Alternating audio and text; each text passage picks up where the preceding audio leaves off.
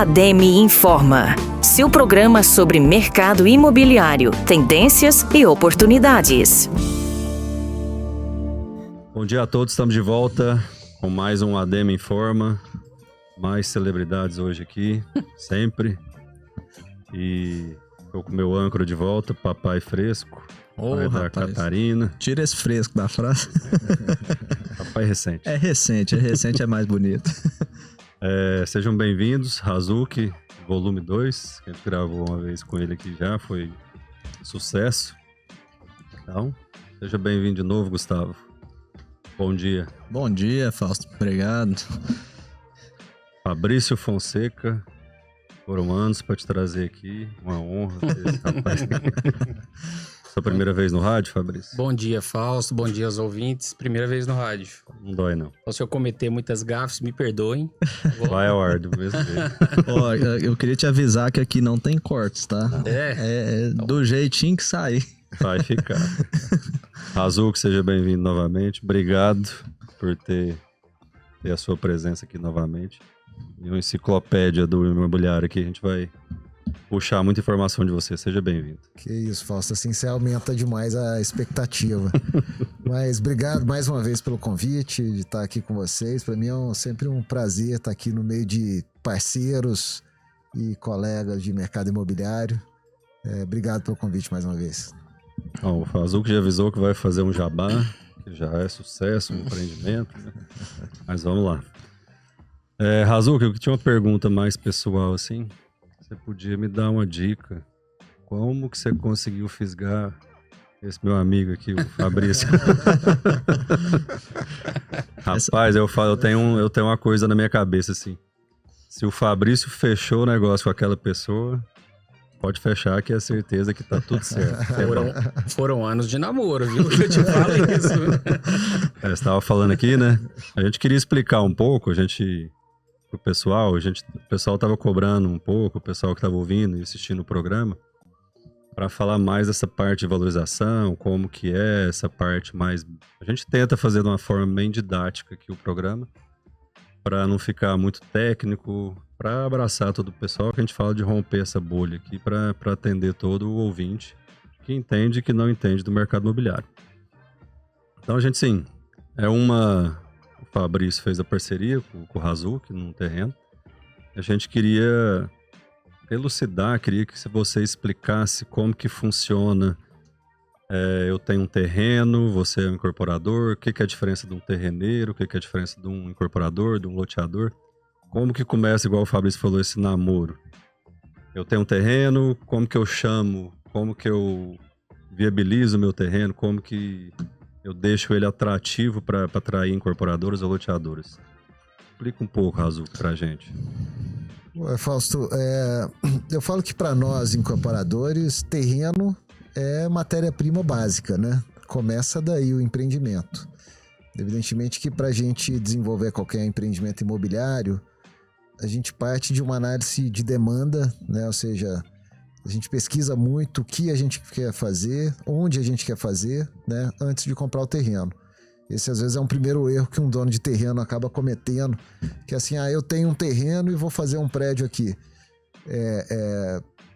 Na verdade, você tem que partir da demanda, né? Naquela localização tem demanda, né? As pessoas vão querer comprar, o que elas vão querer comprar, né? Eu acho que esse é o primeiro passo de todos.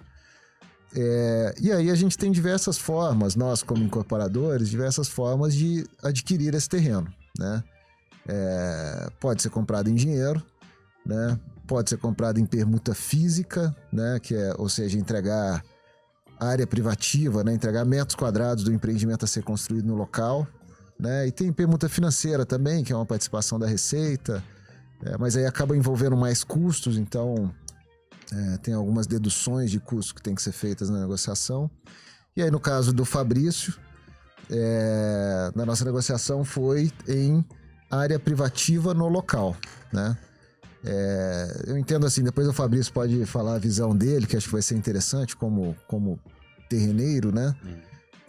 Mas para nós incorporadores... No local do empreendimento, né? No empreendimento. Exatamente, no empreendimento que vai ser construído naquele terreno, né? Então, eu acho que o primeiro ponto, né, para um dono de terreno que quer fazer esse tipo de negociação é entender bem a reputação e a capacidade de entrega da empresa. Porque ele tem que, primeiro de tudo, por mais que tenham discussões de garantias, né, contratuais e tal, acho que isso parte primeiro da credibilidade e da confiança de se aquele incorporador vai ter a capacidade de entregar o que ele está prometendo, né? E outras coisas mais, né? Enfim, a capacidade, a qualidade de acabamento, capacidade de execução da obra, né? A capacidade de fazer o produto certo no local certo, porque eu acho que metro quadrado por metro quadrado, né? Às vezes o terreneiro tem uma proposta de um incorporador e outra maior de outro incorporador. Mas se o produto não for feito corretamente naquele local, se errar o produto, né? Você acaba tendo um valor de metro quadrado menor, né? Então você pode ganhar mais área, mas ganhar menos valor, né? E o mais interessante é que, assim, geralmente, numa negociação, a gente consegue pagar mais pelo terreno quando ele é em permuta, né? Geralmente, quando a negociação é feita em dinheiro, o valor é muito menor. Então, uma permuta acaba sendo uma relação ganha-ganha, né? Nós, como incorporadores, acabamos não tendo que ter aquele dispêndio do capital, né, para comprar o terreno em dinheiro. E para o proprietário do terreno, ele acaba recebendo um valor muito maior. Obviamente que a médio e longo prazo, ou seja, tem que esperar o empreendimento, desenvolver e tal. Mas acho que é isso, né? O Fabrício pode falar um pouco ao longo do empreendimento que ele recebe, se for na permuta financeira, então. Ou imóvel, né? Às vezes a pessoa não vende e recebe o imóvel, usa como... Exatamente, é o imóvel. Nossa relação, só pra gente contextualizar um pouco, eu conheço o Razuki já mais ou menos uns 13 anos, né, Razuki? Desde a época da IBM. Da IBM, que nós tivemos há um tempo atrás, nós tivemos nós fechamos um negócio com a IBM, acho que o Razuki era diretor lá, não me lembro bem qual era a sua função. Era diretor de incorporação. Isso. E para você ver tanto que é importante essa questão de olhar a empresa, né? A IBM, tô citando o nome aqui, mas isso não é segredo para ninguém. A IBM na época fez um negócio com a família e isso foi em meados de 2011, 12, por aí. E 2013, 2014 veio o impeachment Dilma, né? O mercado imobiliário teve uma retração. Enfim, naquela época nós achamos por bem encerrar o contrato, né? E o terreno voltou para a família e a IBM seguiu a vida dela e nós seguimos a nossa. E foi nessa época que eu conheci o Razuki, eu acho que nós participamos, de uma ou duas reuniões, né? E quando eu o encontrei novamente, já estava com a Somos. Já estava na Somos. Nova Aliança aqui em Rio Verde também, né? Rapaz, não sei te dizer se foi... Não, acho que não, né? Não, foi... Bom, a gente... A história da Somos, né? Eu fiquei lá 14 anos como diretor da IBM e iniciei a Somos em 2017. Então foi justamente... quando eu saí da IBM, um amigo em comum me apresentou para o Renato, cunha da Câmara. O Renato tinha iniciado lá as vendas do Nova Aliança e estava indo muito mal. E aí a gente acabou fazendo uma negociação e nós assumimos a gestão do empreendimento, né? O Renato falava, conversa com o COI. Quem que é COI? Você tem que conhecer o COI. É Fernando COI Razuki. Isso é interessante, Fausto, porque meu nome é Fernando COI Razuki, né? Então, no ambiente de trabalho eu sou conhecido como Razuki. Mas os amigos me chamam de COI. E como o Renato, quem me aproximou dele foi um amigo, então ele... Bom que cada um, a forma como a pessoa me chama, eu já sei de onde veio, entendeu? Não, retornando a como chegamos nessas parcerias, aí no ano de 2019... Eu tinha 20 anos, eu acho. Bem por aí. Né? Eu te conheço, eu era molequinho, jogava bola na rua, você já ia pra boate, rapaz. Enfim, 2019 nós começamos aí um namoro sobre essas áreas do Interlagos. Nós tínhamos 3 áreas disponíveis naquele momento para incorporação vertical. E na época o Razuki e o Credson, né, juntos, queriam as 3 áreas. Não, a gente faz o contrato se for nas 3 áreas. E Naquela época, nós achamos por bem fazermos em 2 áreas. Uma área ainda estava um pouco... não estava tão maduro na minha cabeça se seria realmente vertical ou se eu faria algum outro produto ali. Então, nós fechamos naquela época a quadra 3 e a quadra 11. Exatamente. E até o Razuco vai falar isso daqui a pouco. Famosa quadra 11. A famosa quadra Oh, 11. Jabá. E foi, assim, nós, né, meu pai, nós estávamos numa reunião, nós falamos, Razuco, essa quadra aqui, ela só de lançamento de loteamento, que nós estamos segurando ela dentro do nosso loteamento, tem 19 anos agora. Então, você... Não é uma quadra que a gente tem, né? A gente tem um carinho especial por ela. E a quadra 3, onde foi o Urbanity, foi um sucesso absoluto, né? Você fazer um empreendimento daquela magnitude, com a quantidade de unidades, e você vender 75%, 80% em 2 meses. Com aquele meeting também. Assim, você vê um que... meeting daquele. Né? Então... nós fechamos o negócio em 2019 e 20, assinamos o contrato em 21 e a quadra 11 está indo para lançamento em 25. Então, olha o tempo que gasta para um produto se desenvolver, né? Então, tem... Essa noção a gente queria passar pro... Às vezes tem aquela pessoa que tá ouvindo, tem um terreno, recebeu uma herança de um terreno, saber com quem procurar, o tempo que demora. No mercado imobiliário, 10 anos é um pulo, né? A gente nem vê passar. Exato. Inclusive, assim, só para não me alongar demais... Pode ficar. Esse trabalho de você olhar com quem que você está fazendo a parceria, ele é muito importante, né? Certa vez chegou na minha empresa um cidadão lá que eu costumo chamar de gaveta de árabe. Era puro ouro, sabe? Então você ia na reunião, era ouro saltando para todos os lados, como se aquilo fosse relojão, né? Artista. Então, a gente faz um trabalho de pesquisa.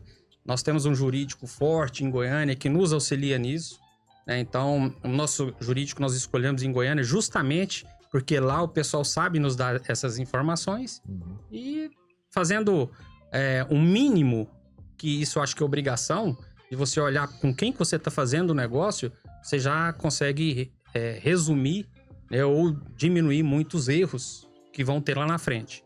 Então, o Razuco é um parceiro, é um amigo, e a gente acredita que essa parceria vai se prolongar por bastante tempo. O pessoal da época do Fabrício fala puxar a capivara do É isso mesmo, exatamente. É isso aí. É isso. Assim, porque eu lembro por inexperiência, eu já conversei muito com o Fabrício dessa questão, quando a gente lançou o loteamento, a gente aprendeu até com o Vanderval na época, os empreendimentos do Gustavo e do Vanderval. A gente não salvava lotes de avenida para empreendimentos comerciais, e com o tempo a gente foi aprendendo. Eu acompanhei você tentando montar essas áreas para poder a questão de verticalização, de incorporação, né? Então a gente também que está no mercado, pelo menos eu, aprendi muito com os parceiros que a gente tem. Tem uma avenida na sua frente ali que te fez refletir um pouco? Um pouquinho. Ô Fausto, eu acho interessante também aproveitar o Razuco aqui, ele explicar pro ouvinte, né? Qual que é a diferença do incorporador pro terreneiro puro, né? Porque às vezes, eu sei que ele no começo ele deu uma explicação, mas muita gente me procura, né? Pessoas que às vezes receberam áreas de herança ou compraram uma área e eu quero incorporar na área. E isso não ótimo. É tão simples como se pensa, né? Então, Razuco é um grande incorporador, ele vai saber explicar melhor qual que é essa diferença. O que é um terreneiro, o que é um loteador. Exato. E o que é um incorporador. Pela palavra parece que é fácil, mas tem gente que não sabe. Tem muita gente acha que simplesmente compra um terreno, vai lá e faz um prédio como se fosse uma coisa simples de se desenvolver. Quando na verdade não é. Pro Razuco começar, é bom até usar o fato que você falou, né? Uma parceria fechada em 2019, foi isso, né? Foi. 2019 lançado, né? Agora em 2025. Exato. Então, olha o prazo que é de um trabalho para um lançamento, até uma entrega. Então, não é uma brincadeira, né? Para aventureiros, não é uma... É exatamente isso, né? Assim, a atividade de incorporação, geralmente as pessoas minimizam muito, né, o risco que está envolvido, né? Aquele negócio, eu vou construir e se tudo der errado eu tenho um prédio, né? Mais ou menos assim que as pessoas pensam. Mas é aquele negócio, assim, a atividade de incorporação, ela exige um capital muito intensivo, né? Então, hoje, para o negócio ser rentável, quando você coloca... A primeira coisa é, você tem que fazer dinheiro, a conta de dinheiro no tempo, né? Você investe durante alguns anos, né? Para vender e o cliente paga a prazo. Então, se não tiver essa conta de dinheiro no tempo, já não faz sentido, né? E quando você coloca isso, hoje em dia, o que faz sentido para o incorporador é trabalhar geralmente com financiamento, né? E o financiamento o banco também não concede a todos, né? O banco vai olhar o balanço da empresa, o histórico da empresa, a capacidade de pagamento. Então, o negócio de incorporação é um negócio extremamente profissionalizado, né? Quem se arrisca a aventurar acaba se dando mal, né? Agora, para falar da diferença, né? Que é o que vocês... Ô, Razuca, é bom falar até porque, assim, o pouco que a incorporadora recebe, ela não paga a obra que você precisa fazer, né? Você tem que ter um capital a mais, que seja próprio financiamento. O pessoal acha que, vou vender, vou construir com o dinheiro que estou recebendo. Você não constrói. Não constrói. Hoje em dia, uma tabela de venda, né? A gente trabalha, por exemplo, aqui nos empreendimentos aqui em Rio Verde, com em torno de 35%, né, de captação até chaves. Então, ao longo da obra, o cliente paga 35% pra gente. E você entrega 100%. Exatamente. Desses 35%, geralmente aí 4, 5% já é para pagar a equipe de venda, né? O corretor que vendeu, a imobiliária parceira. Nós temos todo o custo de marketing, de impostos, né? Impostos, toda a parte de gestão, né? Mais a obra. Então, o que a gente capta durante a obra é muito pouco, tá? Assim, isso mal dá para bancar as outras despesas fora a obra, né? E aí, evidentemente, que o cliente lá na entrega, ele toma um financiamento para pagar os outros 65%, e aí ele toma um financiamento aí para pagar em 30 anos, né? Toma um financiamento no banco, com taxas que valem a pena, enfim. Mas essa é o grande risco do negócio, né?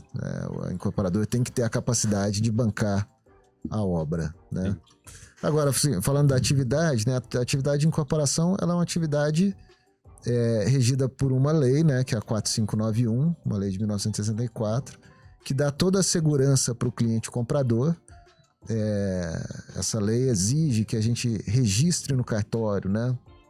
A incorporação, onde vão estar os projetos, memorial descritivo, minuta. São vários documentos que dão a segurança para o cliente comprador de que a gente vai entregar o que a gente está prometendo, né? Então, tá lá o memorial descritivo, o quadro de áreas, definindo exatamente a área de cada apartamento, as áreas comuns, a minuta da convenção de condomínio, regimento interno, enfim. Então, além disso, a incorporação ela é submetida à lei do patrimônio de afetação, né? Que é uma lei que não deixa os recursos do empreendimento comunicar com outros empreendimentos. Então, aquele patrimônio ele fica isolado de tudo para evitar... Esse é o efeito da ENCOL, né? Exatamente. Depois da quebra da ENCOL, a legislação se aprimorou muito no sentido de dar segurança e proteção para o cliente consumidor, né? Então, a atividade de incorporação hoje ela é muito segura, assim. O cliente que comprar um negócio de incorporadora que cumpre todos os ritos, né, que tira o registro da incorporação, ele tem uma segurança muito maior, né? Então, o patrimônio de afetação não deixa ele tirar o recurso daquele financiamento, daquele banco, para um outro projeto dele, então. Exatamente, porque na eventualidade de uma incorporadora ter alguma dificuldade financeira, o próprio banco ou os próprios clientes compradores assumem aquilo e contratam outra consultora para terminar, né? Então, é hoje completamente separado, diferente do que era na época da ENCOL. Quando a gente fala de terreno, né, aí loteamento, por exemplo, é outra lei, né, que é a lei do parcelamento do solo, que é a 6766, e aí tem toda um entrave, vocês vivenciam bem isso. Exato, e tem um agravante, né, no loteamento. Que o loteamento você não tem o financiamento bancário. Não. Aí 100% se você vende em 100 meses, é dinheiro do seu bolso que está fazendo aquela obra. Você tem que entregar. Fabrício, 100 você tá sendo modesto, né? Que aqui em Rio Verde o pessoal tá 240, 220 e força os outros a acompanhar, né? Então, assim, quando o cliente lá na ponta vê o preço do lote e enxerga que o loteador ou que o empreendedor tá sangrando o cliente, como se diz, né? Ganhando muito dinheiro, mas ele não sabe que aquela obra, você tem contratualmente um prazo para entregar a obra, independente se o governo está te ajudando ou não, independente de crédito, porque o crédito nosso não é subsidiado, nós é que damos o crédito, enfim.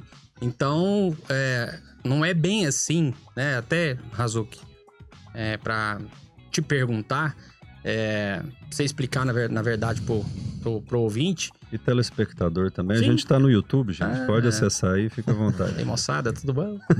Não se assustem com as caras. Eu tô de franja Então- hoje, tá tudo bem. Hoje nós temos um novo convidado aqui, né, O Fausto? projeto de um prédio, ele, né, fazendo um jabazinho aqui, amanhã é o meeting da quadra 11, mas o projeto de um prédio, ele é concebido, né, ele é feito 5, 6 anos antes do lançamento.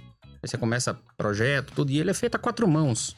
Não é simplesmente a incorporadora chega de cima para baixo e fala, vai ser esse produto, pronto, acabou. Não é bem assim. Você tem a opinião, eu me lembro de ter participado, acho que de 2 ou 3 reuniões. A Quadra 11 ainda estava de forma bem embrionária, né? E aí a gente Razuki me mostrou que ele estava esperando. E pra quadra, enfim. E aí, dentro disso, a equipe dele trabalhou. O mercado também vai nos dizendo, né, qual a direção seguir. E no decorrer as coisas mudam, né, Razuki? Sim. A gente talvez tenha a ideia de um produto e isso no caminho muda. O Razuki falou no último programa nosso algo interessante, né? Você capta um terreno em uma gestão, em um governo, em uma economia. Você faz um projeto, às vezes até numa transição, né? De um governo, de uma economia, ou de uma crise, ou de um momento bom da economia. Você lança em outro, entrega em outro. É uma transição assim que você nunca tem como prever aquilo, né? Você tenta ter uma previsibilidade maior, uma segurança do negócio, mas é igual o impeachment da Dilma. Você não previa que aquilo ia acontecer naquele momento. Isso muda todo o mercado, né? Exatamente. E é a importância do incorporador que ele é sólido, que ele é seguro, que ele tenha uma expertise, um know-how, ele dá conta de aguentar aquele impacto, né? Porque se for um aventureiro nessa hora, é difícil aguentar uma crise, né? Ô, Razuki, assim, deixa eu tentar ser bem didático também para o pessoal que tá ouvindo. Eu sou um terreneiro. Você me procurou. Como que você lida com o gosto do dono do terreno? Eu quero um prédio todo espelhado, eu quero um heliporto, eu quero um prédio rosa, eu quero um prédio amarelo. Amigo. Isso aí tem... Pois é, como que você lida com a vaidade do dono? Porque ele às vezes é a única coisa que o cara tem, o terreno, aquilo ali. Como que lida com isso o incorporador? Isso é um problema, viu, Fausto? Assim,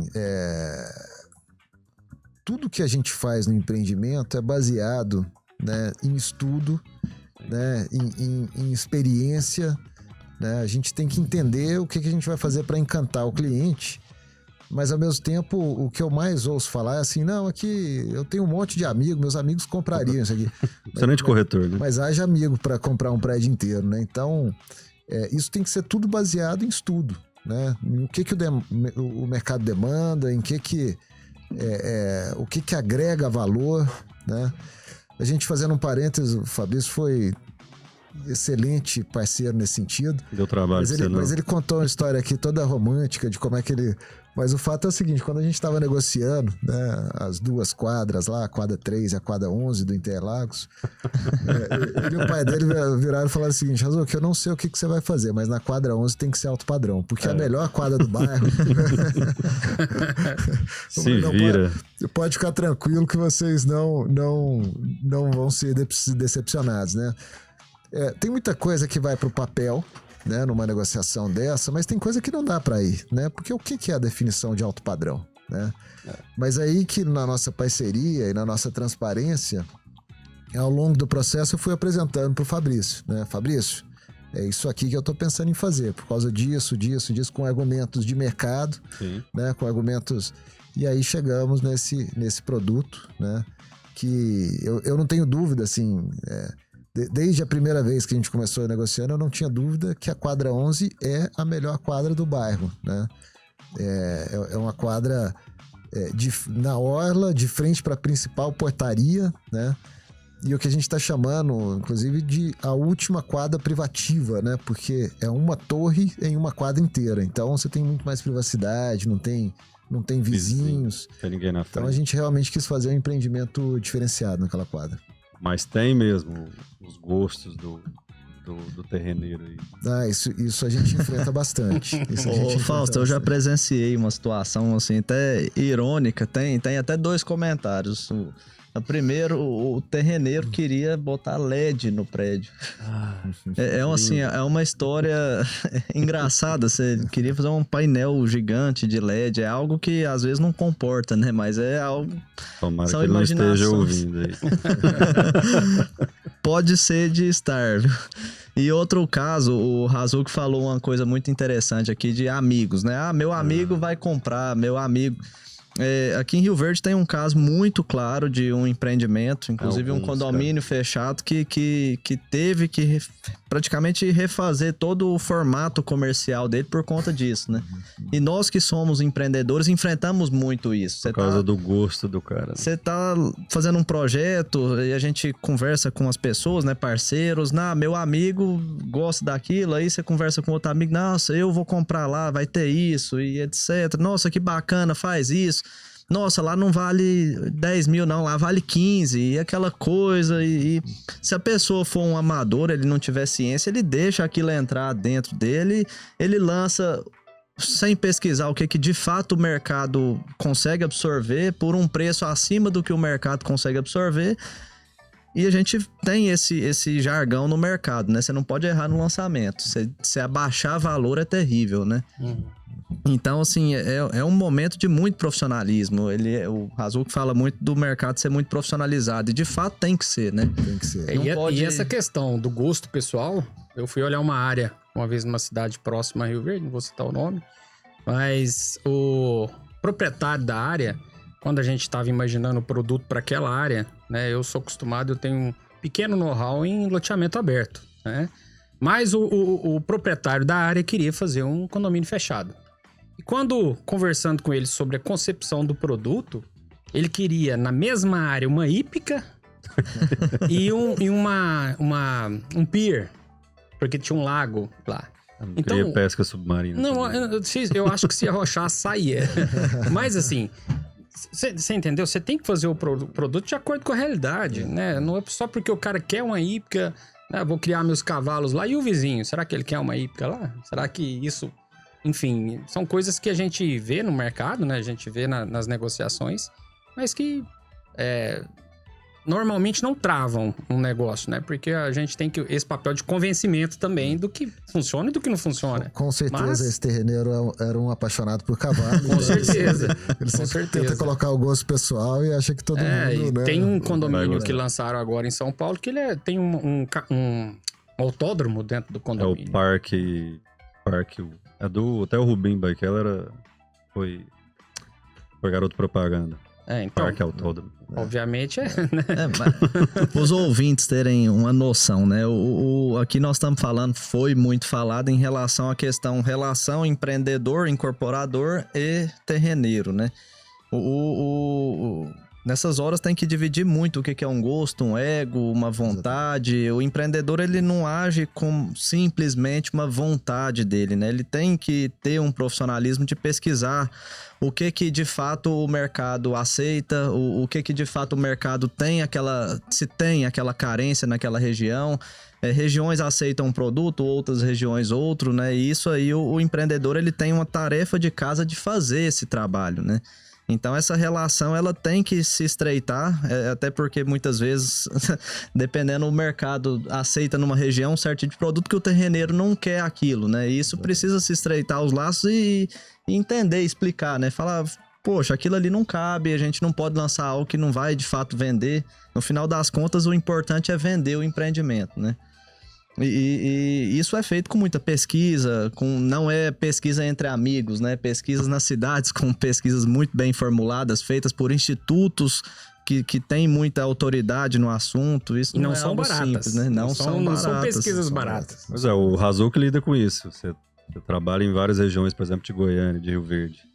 Às vezes o cara viu um prédio seu de altíssimo padrão. Eu quero isso aqui, mas ele tá num bairro que não aceita. Então você tem que dar... Exatamente. Até para falar um pouco disso, como é que a gente trabalha na Somos, né? Nós temos um banco de dados, assim, em todas as praças que a gente atua, a gente acompanha todos os mercados mensalmente, tá? Então, mensalmente a gente tem todas as informações de quem vendeu, quem não vendeu, por quanto vendeu, né? Isso internamente a gente tem um banco de dados que a gente consegue filtrando por bairro, por tipologia, por tamanho de apartamento, que a gente vai dando uma noção do histórico do mercado, né? Eu falo que o mercado imobiliário não é ver a fotografia do momento, né? Você tem que ver o filme acontecendo.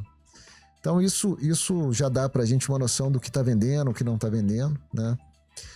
A gente roda muito, né? Então eu viajo, estava agora 2 semanas atrás em Miami visitando empreendimentos. Dá para aplicar o que a gente vê lá aqui? Tropicalizando, a gente pode ter algumas ideias, né? Aquilo lá é outro patamar, mas assim, a gente vai todo ano para São Paulo, roda muito. Então a gente vai identificando produtos, né? E cruzando com esse banco de dados.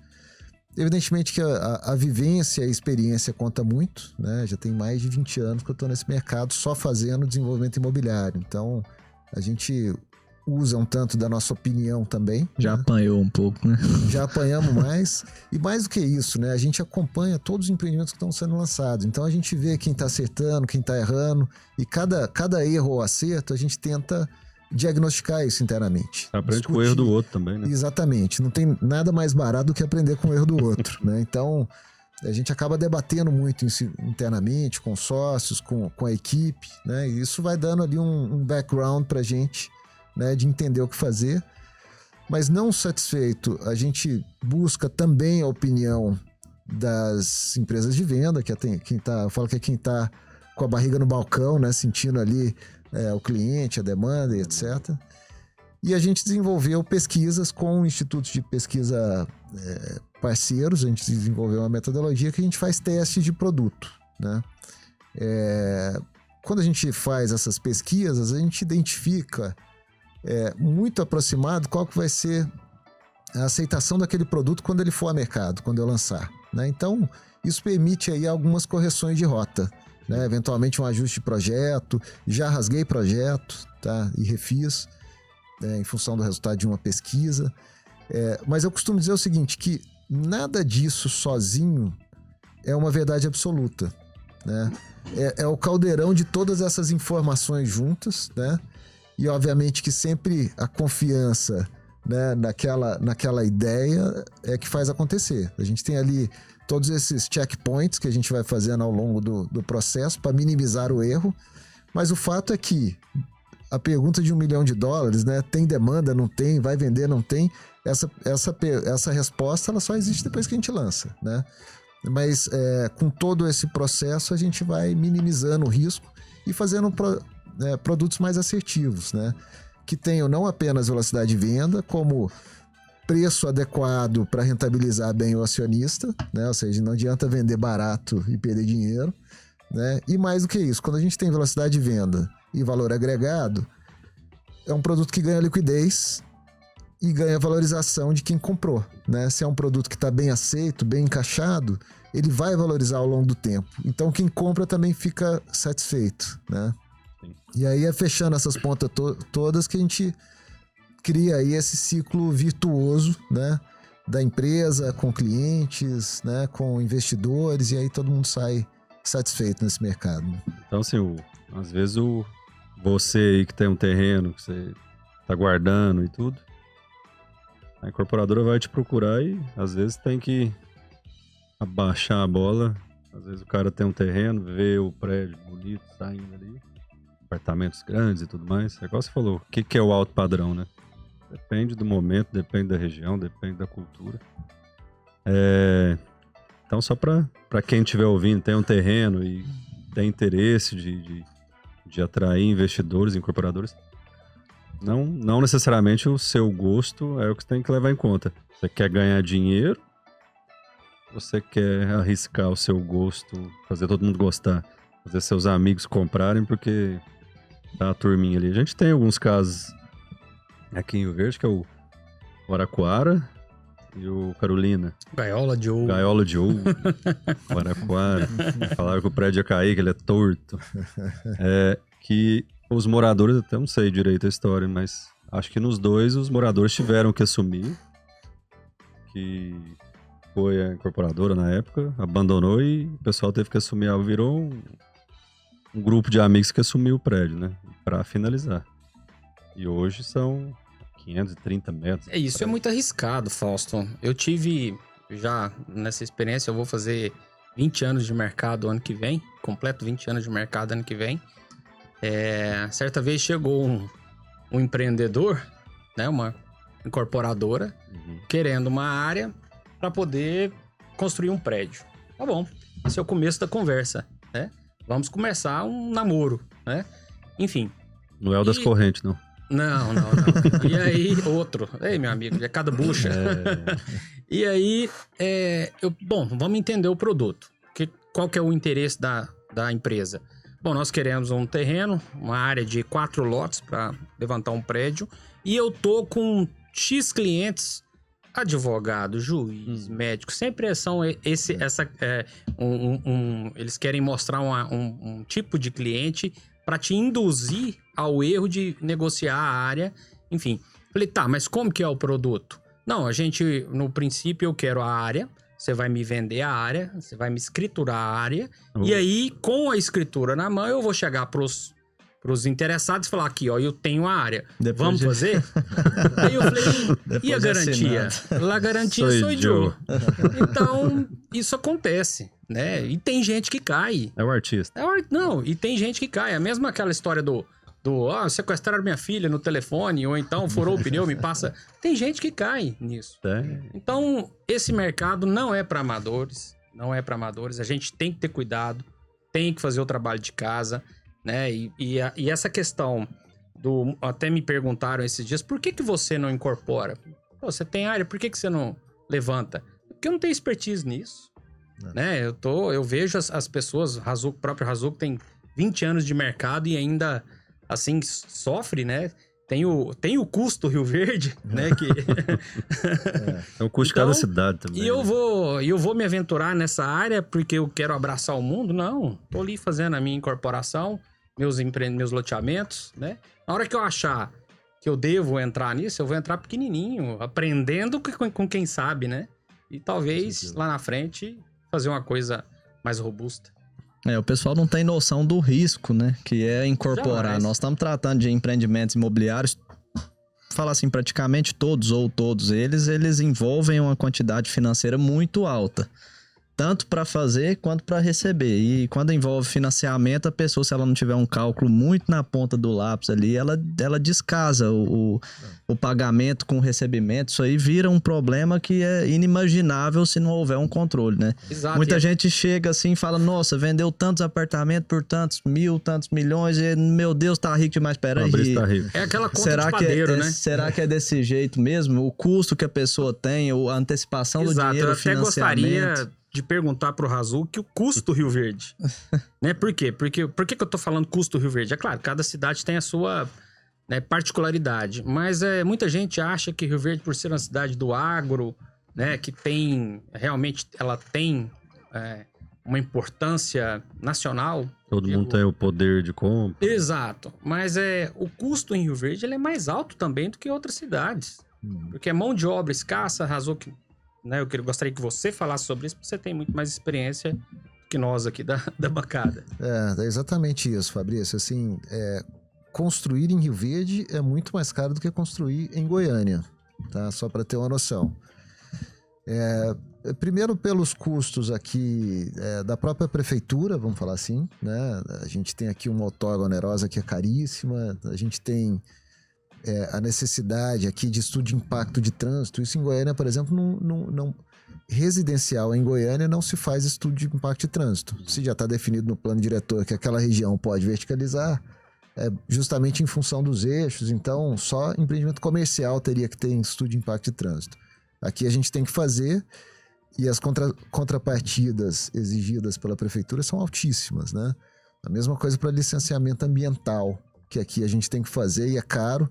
Goiânia, a gente tem a dispensa a gente entra com um processo de licença prévia, licença de instalação, mas a gente tem uma dispensa lá de custo, de contrapartidas também, porque já está definido o que pode fazer, né? Pelo plano diretor, não tem por que ter essa contrapartida. Então, começa daí. Eu vou falar aqui ordem de grandeza, posso estar enganado, mas no empreendimento que nós estamos lançando no Interlagos, só dessas contrapartidas e outorga onerosa deu mais de 3 milhões de reais, tá? Que nós tivemos que pagar para a prefeitura. E segundo o que o Fabrício comentou, mão de obra aqui é bastante escassa, né? É uma cidade que vem crescendo, mas todos os negócios estão crescendo, então todos os negócios demandam mão de obra. Então, falta mão de obra na construção civil aqui. A gente acaba tendo que trazer muita mão de obra, inclusive de Goiânia e de outras cidades. E Goiânia está faltando, porque o mercado está muito aquecido. E aí, é simples entender, né? Se o mercado de Goiânia está muito demandado, tem muita obra, né? E está faltando mão de obra lá, está faltando gente para fazer. E a gente ainda tem que convencer a vir para cá, pagando mais, né? Pagando moradia, pagando passagem, tudo isso entra no custo de construção. Eu vi que o pessoal aluga casa pro pessoal da construção civil e aluguel é caro também, né? Muito. Hotel. Tem hotéis que são alugados exclusivamente para pessoal da construção o hotel civil. industrial, né? Então realmente é caríssimo construir aqui, né? Tem que ter esse cuidado, assim, de um estudo de viabilidade muito detalhado, de um orçamento de obra muito bem feito, né? Para não correr o risco, que eu já vi demais, né? Lanço o empreendimento, mas o custo não está muito bem orçado e tal. No caso de uma incorporação tradicional, nós, incorporadores, é que assumimos esse custo, né? Então, se a gente vender com o preço errado, a gente não ganha dinheiro. Então, a gente fica aí 4, 5, 6 anos trabalhando para não ganhar dinheiro. Então, tem que ter muita trabalhar de precisão graça. nesses custos. Essa questão da mão de obra é tão difícil, né? Vocês estão tocando nesse ponto. Na última obra de grande volume nós trouxemos, assim, viabilizamos, né? Vir ônibus de trabalhadores de outros estados, Maranhão, Bahia, e foi a forma que nós arrumamos de não parar a obra. E o cliente muitas vezes não entende, peraí, por que não está acontecendo da forma que era planejado aquela obra? O construtor vai dar um golpe. Não é nada disso. Você tem diversos fatores que dificultam. Você começa a pegar a questão ambiental, né? Chuva dificulta. Aqui em Rio Verde, essa questão de mão de obra, ela é difícil demais da conta. Questão de mão de obra, você precisa de grande volume. Eu vou falar diferente, né? Olha o número de verticais em Rio Verde. Pessoa andando na rua, sai contando quantos verticais. Quantos trabalhadores tem em cada obra. Ou lotes também, né? Projetos comerciais, casas. Isso exige muito volume de trabalhador. Então, na hora que nós vamos fazer um projeto maior, esses trabalhadores, eles já estão nas obras. É difícil se arrumar. E é mais um desafio do mercado imobiliário da incorporação, né? Você conseguir esse volume para você não perder o seu prazo que você tem.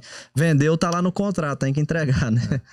Gustavo, e pegando o gancho aí do que você está falando, e você falou, né, do quanto o ciclo nosso é longo, né? Mudanças de governo e tal. É importante também a gente comentar o porquê de tanta obra, né? Eu costumo falar o seguinte, o mercado imobiliário nacional, até 2005, 2006, 2007, não existia crédito imobiliário. Tá? Mudou agora. A gente... quando eu entrei no mercado, por exemplo, a gente lançou um empreendimento em Goiânia, isso ali em 2003, eu me lembro muito bem, um prédio com 2 apartamentos por andar, forma de pagamento, 70% do preço até as chaves, o restante em 36 parcelas e GPM mais 1% ao mês com a construtora, né? Quem tinha condição de comprar um apartamento desse, né? E aí foi com uma série de mudanças que foram acontecendo de legislação e regulamentações, né, que começaram a dar mais segurança para os bancos poderem financiar. Então, foi a partir ali de 2006, 2007 que passou a ter crédito imobiliário, né? E aí possibilitou esse modelo atual do cliente pagar ali 30%, 35% até chaves e depois tomar um financiamento e pagar em 30 anos. Então isso explodiu em termos de demanda, né? As pessoas no Brasil não tinham capacidade de comprar a casa própria, né? E então de 2007 para cá é que isso iniciou. Casa própria e investir hoje, né? E investimento também. Então eu costumo dizer o seguinte, né? Que o mercado imobiliário brasileiro é um adolescente, né? Esse mercado ele tem 18 anos, se a gente falar de 2007, com um agravante, né? A gente teve uma crise econômica no meio disso, que foi ali o impeachment da Dilma, crise econômica. Ano de 2016, um ano muito difícil, né? Exatamente. Isso parou o mercado ali por 2, 3 anos, né? Então o mercado veio recuperando aos poucos. Então você pega assim Goiânia, por exemplo, né? Ali em 2016 foi o fundo do poço. O mercado de Goiânia inteiro vendeu de apartamentos 900 milhões de reais, tá? Na mão de incorporador. Ano passado o mercado de Goiânia vendeu 8 bi só de apartamento, né? Se tornou o terceiro maior mercado do país. Isso porque é desses poucos anos para cá que as pessoas passaram a ter condição de comprar imóvel, né?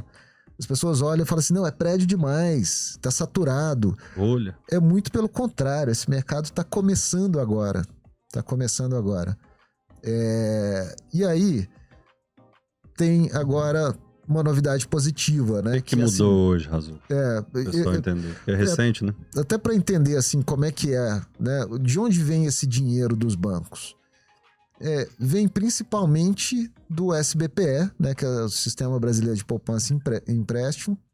Todo o dinheiro da caderneta de poupança dos bancos, eles são obrigados a emprestar para o crédito imobiliário. Então, é um dinheiro que os bancos têm, de certa forma, subsidiado, tá? Porque a Selic está a 15% ao ano, mas a poupança rende 0,5% ao mês mais TR. TR está em 1,5% ao ano. Então, o banco capta esse dinheiro a 6% ao ano mais TR, ou seja, 7,5% ao ano. Então, qualquer coisa que ele emprestar acima de 7,5%, ele já está ganhando dinheiro. Ele já está ganhando o spread dele. Então, é um dinheiro muito barato. Eu costumo repetir muito o seguinte, que se tem um financiamento que vale a pena tomar no Brasil hoje, é o crédito imobiliário. Né? Mesmo com Selic alta. Mesmo com Selic alta. Aliás, é fácil entender, né? Hoje os financiamentos imobiliários, em função da alta na taxa de juros, os juros têm variado de 8% a 12%, 13% ao ano. Se a Selic rende 15% ao ano, você pode até ter o dinheiro no bolso. Vale a pena você tomar o crédito imobiliário e deixar o dinheiro investido. Você já está ganhando ali o spread, né? A diferença do juro da aplicação. Só que mais do que isso, quando a gente pega Goiânia, nos últimos 3 anos, os imóveis em Goiânia valorizaram na ordem de 20% ao ano, tá? Então, se eu tomo um dinheiro do banco a 12% ao ano, por exemplo, para comprar um imóvel que está valorizando 20% ao ano, eu estou tendo um ganho patrimonial, né, sem colocar a mão no bolso, né? Fora que você pode trabalhar o imóvel, né? Você ainda pode alugar esse imóvel que vai te dar ali 0,5% ao mês, 1% ao mês, então algo entre 6% e 12% ao ano, né? Você usa esse aluguel para pagar a própria parcela, um pedaço da parcela. Então é um mercado que está começando, os juros vale a pena, mesmo com a Selic alta, vale a pena. Evidentemente que agora os economistas todos já estão projetando queda na taxa de juros, né? É onde você vai ganhar mais ainda. Né? Eu falo o seguinte, o mercado Quando a gente nacional, fala você, é o cliente, né? Sim, o cliente. Sim. O mercado nacional, né, isso dados da CEBIC, que é a Câmara Brasileira da Indústria da Construção, o mercado brasileiro cresceu 10%, 9,6% em vendas no primeiro semestre desse ano, mesmo com juros altos. Então, eu falo o seguinte, imagina quando os juros cair, tá? Tem uma pesquisa, um estudo da Abrainc, que é a Associação Brasileira dos Incorporadores, que cada 1% que cai na queda de juros do financiamento imobiliário aumenta a demanda por 1 milhão de habitações. Então, quando os juros cair, vai ter outro boom do mercado imobiliário. E se os imóveis vêm valorizando de forma intensa nos últimos anos, imagina quando esse boom acontecer nos próximos meses, né? Aí é que vai ter, de fato, uma valorização ainda mais intensa, né? Porque é o ciclo longo, né? E pegando o gancho do que o Razok tá falando, se a gente for olhar para preço de commodity, nos últimos 5 anos, as commodities tiveram um decréscimo muito grande, né? Em contrapartida, o mercado imobiliário, o preço das unidades por metro quadrado aumentou. Então, Principalmente na nossa região, sim, né? principalmente na nossa região. Então acaba que é um ponto de segurança, é um investimento seguro, né? A gente vê, inclusive, algumas famílias que são tradicionais no agro, grandes empresas, que estão deixando de fazer investimento no campo, em termos de compra de áreas maiores, para poder fazer investimentos na cidade, entrando como incorporadores, né? Buscando outras alternativas de você imobilizar o seu dinheiro, né? De não só comprando mais áreas, abrindo mais áreas, como comprando na cidade, investindo na cidade. O Razok foi bem didático, porque era essa justamente a minha pergunta. O programa de vocês vai falar, lógico, vai falar que investir no mercado imobiliário é um investimento. Mas está explicado didaticamente. Para provar, né? Não é... Da mesma forma que você faz pesquisa para lançar um empreendimento, você faz pesquisa onde você vai investir seu dinheiro. Né? E nós temos uma notícia recente muito favorável para o mercado. Primeiro, né? Banco, ele não age no escuro. Banco, tudo que ele vai agir, o sistema monetário nacional e qualquer outro, é mediante muita pesquisa e sensação do mercado, né? A Caixa anunciou essa semana que vai retomar o financiamento de 80% do imóvel, né? Esse financiamento estava suspenso. Então, o cliente com 20% de entrada, ele adquire um imóvel e financia 80%. Isso aumenta muito o acesso da população no mercado imobiliário, que é muito favorável pro empreendedor e pro mercado em si, né? Gera valorização, faz o giro do dinheiro. E paralelo a isso, a CMV, né, que é o Conselho Monetário Nacional, ela aprovou o aumento do teto, que era de 2 milhões, passou a 2 milhões 250, se não me engano. Que também é melhor, porque é a partir do momento que a pessoa pode financiar mais com menos entrada. Então, isso faz o mercado girar mais, aquecer mais um pouco, desfaz da conversa da tal da bolha, né, imobiliária. Isso é algo que cai por terra vai fazer a partir do momento do programa anúncio só de desse. bolha. Vai ser o Nieder. Ele mandou vários comentários, um amigo meu. Existe bolha, sim. Você tá ficando louco. Tá bom, Nieder. A gente vai fazer um programa só pra você. Você ouve, eu vou te avisar, tá bom? E você faz várias perguntas. Bom, a gente tem... Hoje o tempo vai ser mais curto. Eu queria falar como é que tá sendo o empreendimento que lançou aí, é o Quadra 11. Quarta, né? Que empreendimento que é esse? Eu quero pegar um Pix. Ô Fausto, esse aí é o que o pessoal falou daquela quadra exclusiva, que tinha que ser um empreendimento diferente. A gente, assim, eu fico encabulado, assim, tanto que eu sou amigo do Fabrício. Primeira vez que ele participa do programa, né? Mas a gente fala do Interlagos aqui quase todo programa. E a gente fala muito pouco do Campos Elíseos, mas... O que é o empreendimento aí, Razok? Na verdade, assim, não é que... Não vou deixar o Razok falar sobre o empreendimento, mas na verdade não é... Porque nós temos... A cidade, ela tem vetores de crescimento, né? Esses dias eu estava acompanhando uma pessoa falar sobre isso, que o Interlagos e a região, nossa região sul-sudoeste ali do município, ela está em franca expansão. E não adianta você querer cercar um crescimento que ele é orgânico, né? Então, assim, sabendo disso, até nos próximos empreendimentos que nós estamos fazendo, planejando, a gente já deixa áreas reservadas para isso, para verticalização. Para o que vai vir, né? Sim. Conta aí, Razok, o que é o Quadra 11? Eu vou deixar você falar. Bom, tá aqui um suspense, né, o empreendimento se chama Heritage Casa Signature. São apartamentos de 107 a 130 metros quadrados, com 3 suítes. Tá então na quadra 11, que a gente considera a melhor quadra do bairro, né, na orla do parque, de frente para a portaria principal. Todos os apartamentos com churrasqueira a carvão na varanda, elevador privativo, né? Um lazer que a gente chama de lazer de resort, então piscina, quadra de beach tênis. Tem um rooftop também com academia, uma academia assinada pela maior empresa, a melhor academia de Goiânia, eles dão consultoria. Então... Da Flex. Da Flex. Então, um empreendimento extremamente diferenciado, né? Todos os apartamentos com vista para o parque, os de 130, 140 metros com vista direta, os de 107 metros com vista lateral. E a gente está trazendo também um mall, né, no térreo, voltado para o parque. Eu falo que, primeiro que é um privilégio a cidade de Rio Verde ter um parque como o Parque Interlagos, né? Goiânia não tem um parque com as dimensões que tem aqui, né? Que traz qualidade de vida, né? Traz uma vista privilegiada.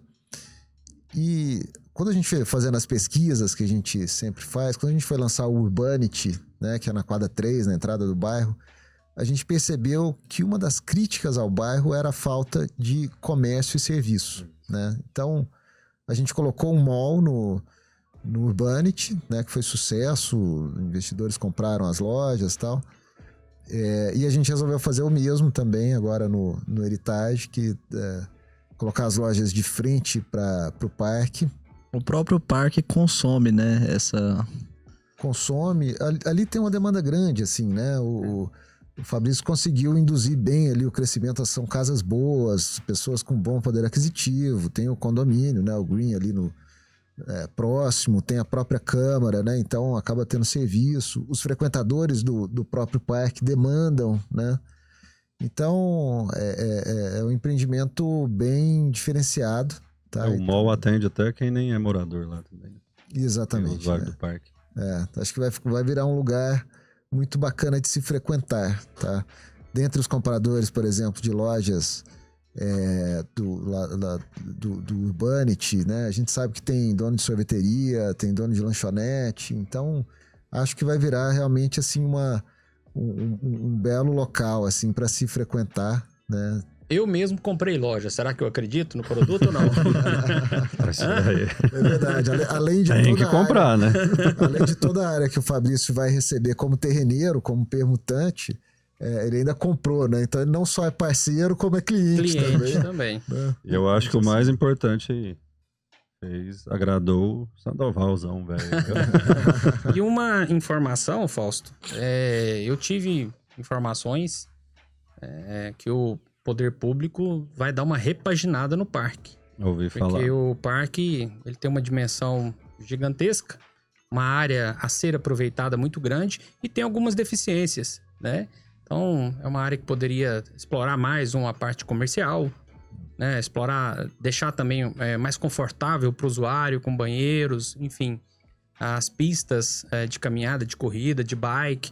Então, a informação que eu tive é que além de um acesso que provavelmente sairá do Interlagos para a universidade, também será feita uma repaginação no parque, deixando ele ainda mais bonito, harmônico, né? Isso valoriza não só o empreendimento, como a cidade como um todo, né? Até os parques da cidade estão ficando muito bonitos. Ali na Paulo Roberto criaram um parque muito bonito e estão... Que está aumentando agora, né? Exato. Com as quadras de esporte. Exato, tem que parabenizar a gestão por olhar para esse lado, que eu acho que é muito importante para o morador da cidade, para a população em geral.